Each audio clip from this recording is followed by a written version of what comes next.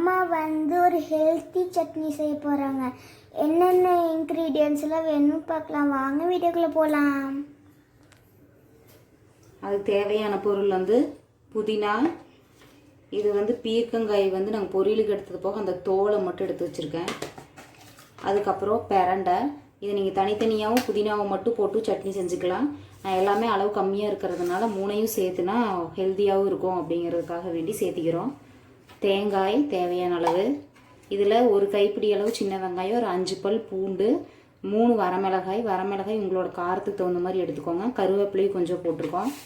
அதுக்கப்புறமா கொத்தமல்லி, கடலைப்பருப்பு, சீரகம், உளுந்தம்பருப்பு, புளி, தேவையான அளவு உப்பு. இவ்வளோதான். இதை வாங்க எப்படி செய்யலான்னு பார்க்கலாம். இந்த மாதிரி அடுப்பில் பேன் வச்சுக்கோங்க. பேன் ஹீட் ஆனோடனையும் ஃபஸ்ட்டு கடலைப்பருப்பு போட்டுக்கலாம். கடலைப்பருப்பு லைட்டாக வறுத்துக்கலாம்.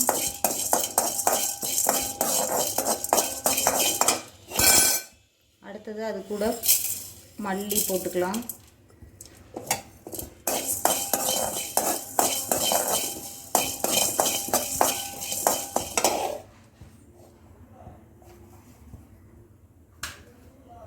மல்லி வறுபட்டோன்னே உளுந்தம்பருப்பு,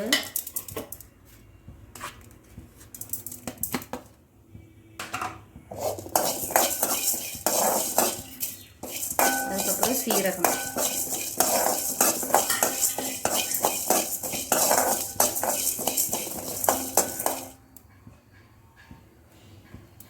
சீரகத்தை லாஸ்ட்டாக சேர்த்திக்கோங்க. ஃபஸ்ட்டே போட்டோம் அப்படின்னா அது கரிஞ்சிடும். அதனால தான் ஒரு பொருளாக சேர்த்துறோம்.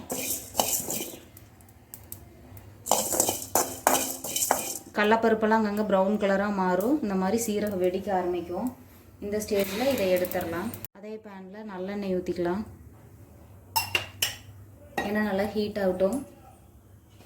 ஹீட் ஆனோடனையும் நம்ம எடுத்து வச்சுருக்கிற சின்ன வெங்காயம், பூண்டு, வரமிளகாய், கருவேப்பிலை எல்லாத்தையும் எடுத்துக்க போட்டுக்கலாம்.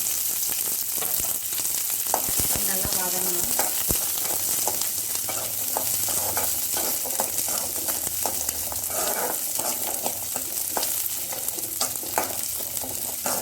சின்ன வெங்காயம் நல்லா வதங்கிடணும். ஏன்னா உங்களுக்கு சட்னியில் பச்சை வாசம் வரும்.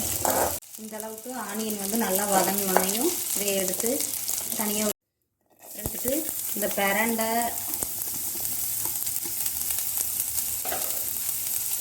பீக்கங்காய் தோல் இதெல்லாம் தனித்தனியாக வதக்கலாம். ஏன்னா ஒன்று வதங்குறதுக்கு டைம் ஆகும். ஒட்டுக்கா போட்டால் எல்லாமே ஒரே டைமில் வதங்காது, சில தீஞ்சு போயிடும்.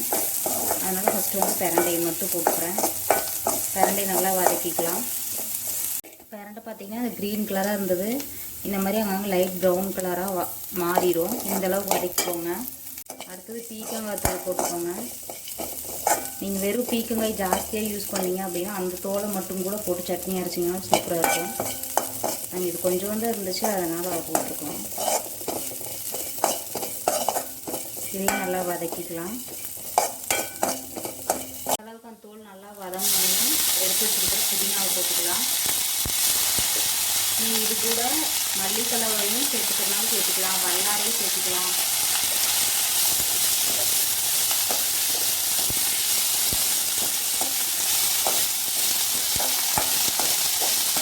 இது நல்லா இலை ஃபுல்லாக சுருண்டு வர மீன் வதக்கிக்கோங்க.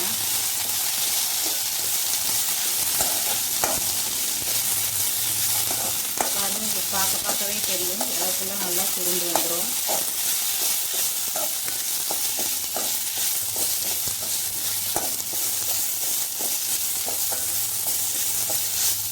இவ்வளோதான். அடுப்பை ஆஃப் பண்ணிக்கலாம்.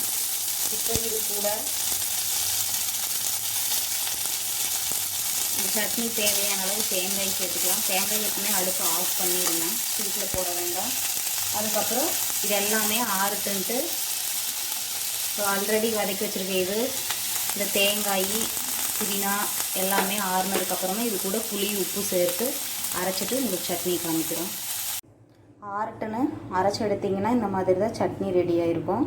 இதெல்லாம் டேஸ்ட் பண்ணி பார்த்துட்டு எப்படி இருக்குதுன்னு எங்கள் கமெண்ட் பாக்ஸில் மென்ஷன் பண்ணுங்கள். இது தோசைக்கு, சாதத்துக்கு எல்லாத்துக்குமே சூப்பராக இருக்கும். தேங்க்ஸ் ஃபார் வாட்சிங்.